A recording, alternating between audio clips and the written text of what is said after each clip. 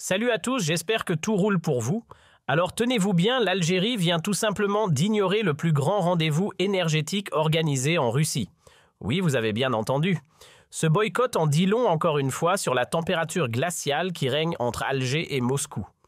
À part quelques échanges institutionnels, surtout du côté militaire où la coopération reste cordiale, la présidence d'Abdelmadjid Tebboune semble clairement tourner le dos au Kremlin. On dirait presque que l'idée d'une amitié algéro-russe appartient désormais au livre d'histoire. Et franchement, la vraie question c'est, y a-t-il encore quelque chose à sauver dans cette relation ? Depuis le 15 octobre et jusqu'au 17 Moscou déroule le tapis rouge pour ce qui est considéré comme l'Olympiade mondiale de l'énergie. Oui, c'est bien la fameuse Semaine russe de l'énergie, ce grand show annuel où l'élite du pétrole et du gaz, les grands pontes, des hydrocarbures, les décideurs et investisseurs du secteur se retrouvent pour réseauter, négocier et afficher leur puissance. Un rendez-vous devenu presque rituel où la Russie joue les hôtes d'un bal énergétique de haut vol. Tout ce que le monde compte d'acteurs influents dans l'or noir et le gaz y est convié et Moscou se transforme le temps de quelques jours en capitale mondiale de la géopolitique énergétique. Retour en 2024, l'édition précédente de la Semaine russe de l'énergie a ressemblé à un véritable défilé de puissance globale. Plus de 5000 délégués, près de 30 ministres en costume 3 pièces et 260 mastodontes industriels ont foulé les 2000 mètres d'exposition transformées en temple du pétrole et du gaz. Une scène mondiale où les puissances énergétiques viennent briller. Et pourtant, l'Algérie, grande productrice d'hydrocarbures, y a brillé par son absence. Aucun haut représentant à l'horizon l'an dernier.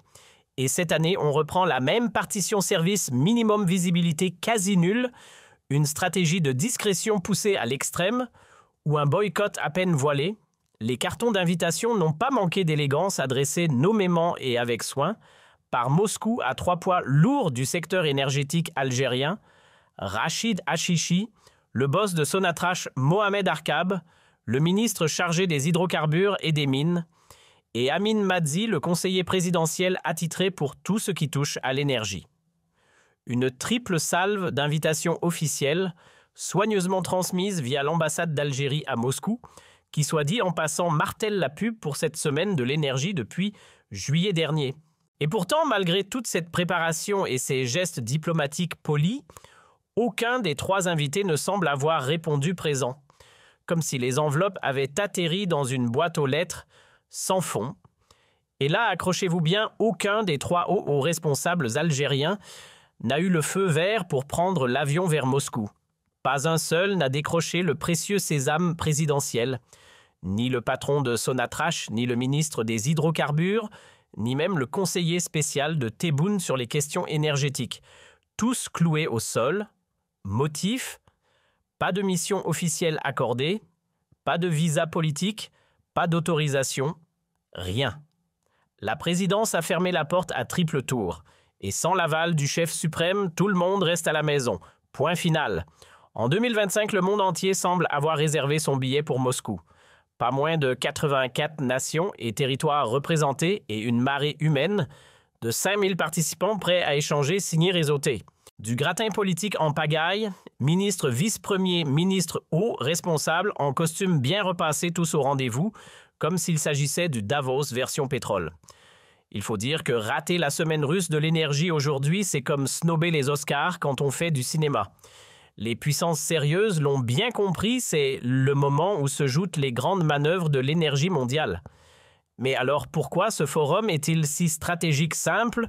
C'est le carrefour où se croisent projets d'envergure, valises d'investissement et poignées de main qui pèsent des milliards. Ici, on ne vient pas pour faire de la figuration. On expose, on négocie, on signe.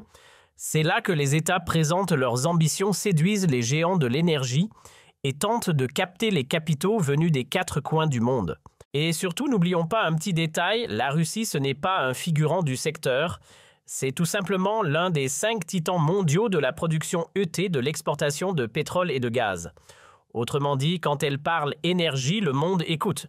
Juste pour vous donner une idée de l'ambiance, l'Arabie Saoudite présente, le Vietnam dans la place, Même le Soudan, pourtant embourbé jusqu'au cou dans un conflit armé, a trouvé le moyen d'envoyer des ministres. Alors pourquoi cette ruée diplomatique vers Moscou? La réponse tient en une phrase: les gros poissons de l'énergie, surtout russes et chinois, y nagent en masse. C'est là que les deals s'amorcent, que les financements se discutent, que les alliances se consolident. Tous les pays qui veulent peser dans le game du pétrole et du gaz y envoient en leur tête d'affiche, et pour cause, c'est le tremplin rêvé pour capter les flux d'investissements internationaux. Pendant que la Chine dégaine ses mastodontes, PetroChina, Sinopec, CNPC, pour grignoter des parts de marché face aux géants de l'énergie, et que la Russie envoie sa cavalerie lourde, Gazprom, Lukoil, Rosneft, pour planter son drapeau un peu partout sur le globe, nous, en Algérie, on déroule le tapis rouge à des micro-entreprises venues du Golfe, des boîtes inconnues au bataillon sans capital, sans pédigré, sans technologie, ni même une fiche Wikipédia. Et pourtant, on leur confie des gisements entiers pour des décennies, comme s'il s'agissait de terrains de camping. Au lieu de se montrer là où ça compte dans les grandes messes de l'énergie de réseauté, avec les vrais décideurs de défendre nos projets devant les grands pontes du secteur, on préfère rester dans l'ombre et distribuer nos richesses comme des flyers dans une foire. Un gâchis, non pire un aveuglement stratégique. Alors oui, techniquement, il y a bien un petit stand avec un drapeau algérien quelque part dans les couloirs du forum. Mais ne vous y trompez pas, on est loin, très loin d'une présence digne d'un acteur énergétique majeur. À la place des décideurs, on a envoyé les figurants des employés de bureau, des cadres de 3e niveau, des représentants administratifs, sans pouvoir ni voix. Une participation qui fait plus penser à un oubli de dernière minute qu'à une stratégie réfléchie. Et le pire, c'est la 2e année de suite qu'Alger ignore l'invitation officielle de Moscou. Pour la Russie, c'est limite une claque diplomatique. Pendant ce temps, le seul Algérien visible dans l'événement, c'est Mohamed Hamel, le secrétaire général du Forum des pays exportateurs de gaz GECF. Mais attention, il ne parle pas au nom de l'État algérien. Il représente une organisation internationale, pas la République. Et devinez avec qui il partage la scène, le ministre de l'énergie d'Arabie Saoudite, Abdulaziz bin Salman, son homologue turc, Alparslan Bayraktar, le premier ministre de Biélorussie, des représentants du Vietnam, du Soudan, de la Sierra Leone, et même le ministre hongrois des Affaires étrangères. La Corée du Nord a envoyé une délégation officielle. Oui, la Corée du Nord. Pendant que le reste du monde déroule ses diplomates de haut rang, l'Algérie, elle se contente d'un petit stand fantôme et d'un silence assourdissant. Un manque de respect envers elle-même et un camouflet jeté à un partenaire stratégique. Qu'on l'accepte ou qu'on s'en offusque, les Russes et les Chinois ne sont pas juste là pour faire de la figuration, ils pèsent lourd. Leur carnet de chèques est bien rempli, leur expertise reconnue, et malgré les sanctions qui pleuvent sur Moscou, ils trouvent toujours des chemins détournés pour investir là où ça compte. Oui, même l'Algérie aurait pu tirer son épingle du jeu et bénéficier de ce réseau alternatif de financement et de savoir-faire. Mais non, silence radio. Pourquoi ? Parce que, tenez-vous bien, le président Abdelmadjid Tebboune boude la Russie. Et pour quelle raison?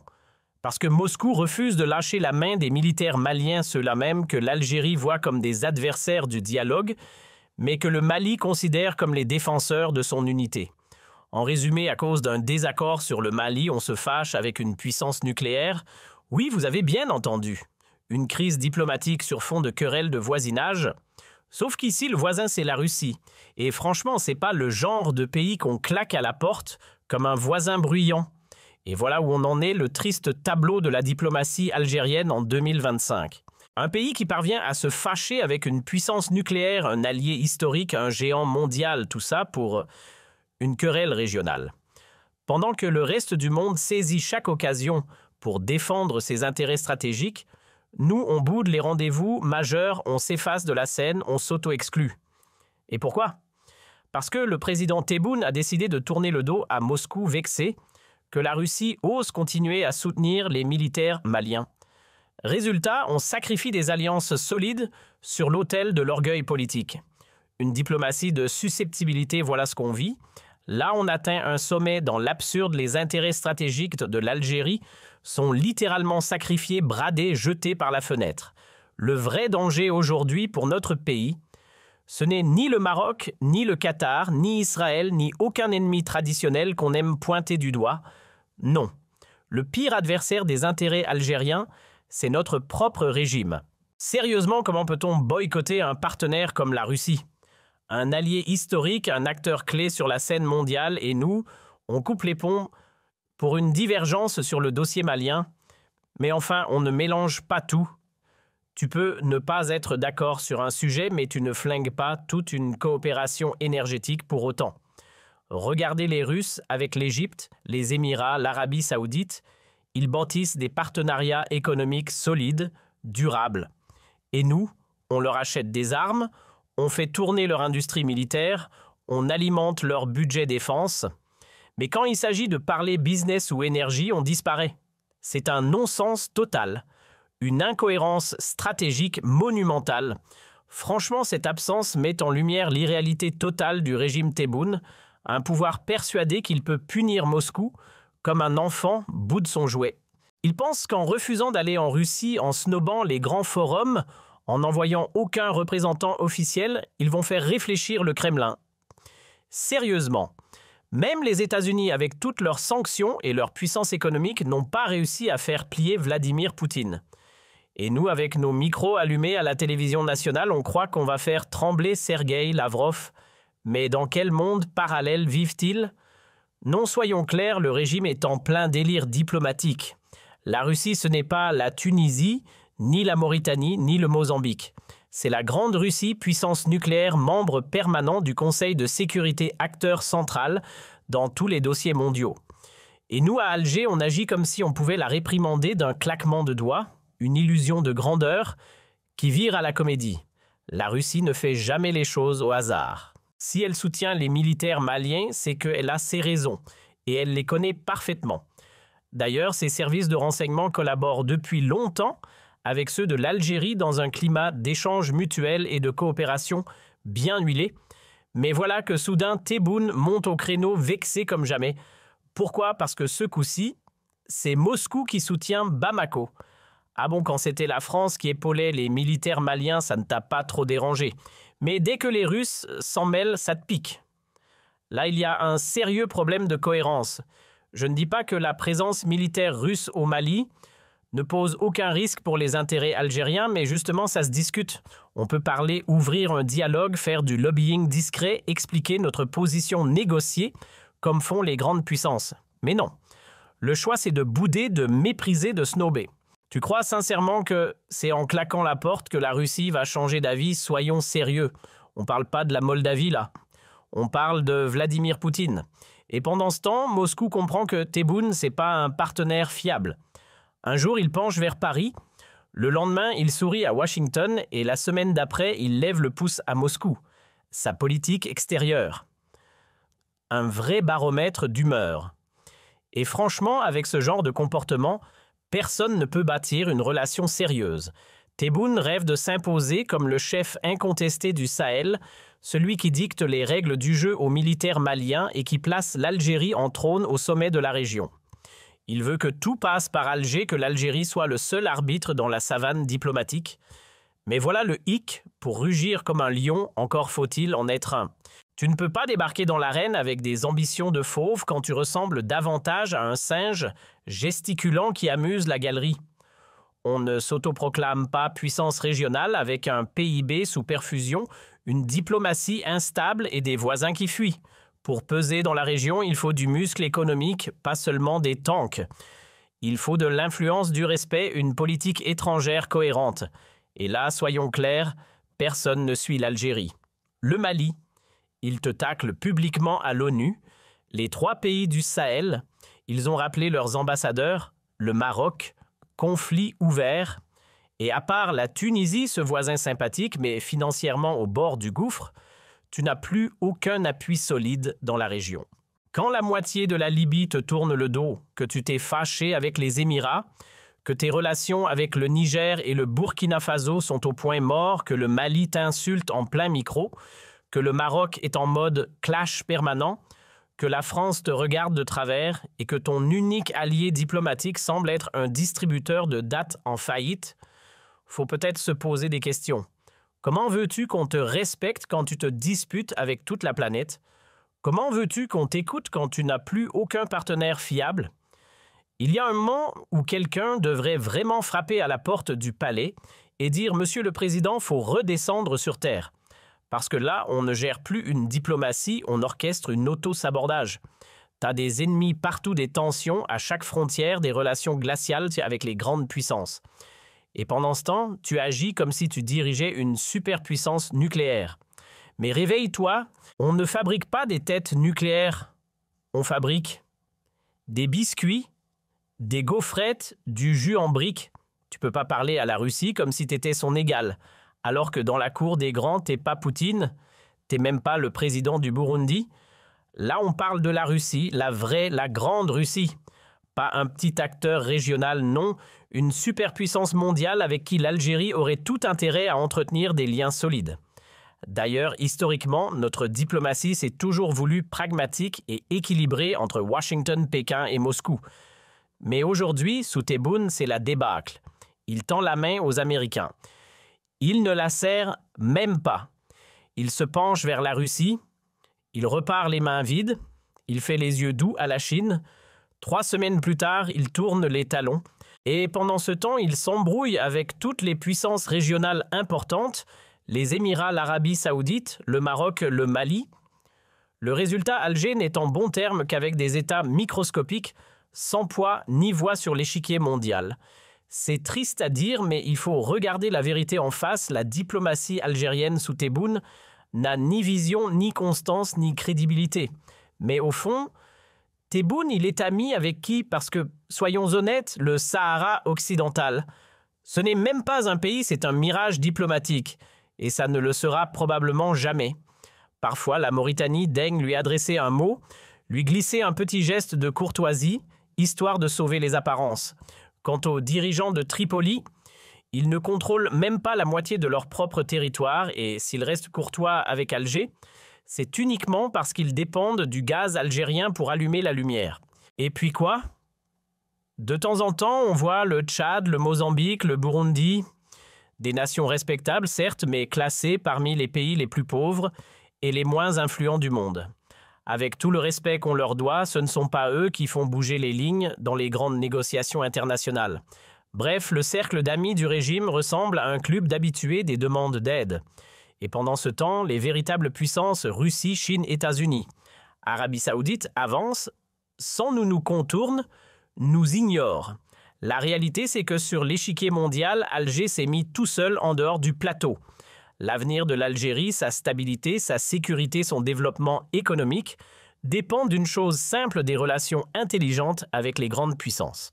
On parle des Russes, des Américains, des Chinois, des Européens. Mais au lieu de s'ancrer dans cette réalité, on préfère miser sur des alliances fantômes avec la Slovénie, le Tchad, le Sahara occidental ou même le Burundi. Excusez-moi, mais c'est une gestion de pays façon science-fiction. Il va bien falloir à un moment donné regarder les choses en face et dire les choses comme elles sont. Parce qu'actuellement, on est tout simplement en train de scier la branche sur laquelle repose notre avenir. Prenons un exemple concret, au lieu de filer un gisement stratégique à une pseudo-entreprise saoudienne, domiciliée sur un bout de papier à Amsterdam, on aurait dû se rendre à la semaine russe de l'énergie, y présenter ce projet sérieusement, monter un stand à la hauteur, séduire des investisseurs russes, chinois ou d'ailleurs des vrais, des solides, avec du capital et de l'expertise. Mais non, on a préféré bouder, boycotter, ignorer l'un des événements majeurs de l'année. Et tout ça pourquoi? Toujours la même rengaine, les Russes soutiennent les militaires maliens, une excuse de bac à sable pour saboter les intérêts supérieurs d'un pays entier. Alors donc, résumons. Si un pays soutient le Maroc, on lui claque la porte au nez. Et si par malheur un autre pays choisit de collaborer avec le Mali, eh bien rebelote, on coupe les ponts, on ignore, on boycotte, on raye de la carte diplomatique. C'est devenu la règle, t'es pas d'accord avec nous, tu dégages. Mais attention, à ce rythme-là, on ne va plus avoir que 3 interlocuteurs sur la planète des pays fauchés, fragiles, invisibles, sur l'échiquier international. C'est ça la grande stratégie de Tebboune et son entourage. Franchement, c'est pas de la diplomatie, c'est de l'isolement auto-infligé. La gestion de nos alliances, de nos liens économiques, de notre position géopolitique ressemble de plus en plus à une improvisation mal écrite. C'est inquiétant, très inquiétant, et à ce stade, il n'y a plus qu'une chose à espérer, que Dieu protège l'Algérie, et surtout qu'il veille sur son avenir. Veille sur son avenir.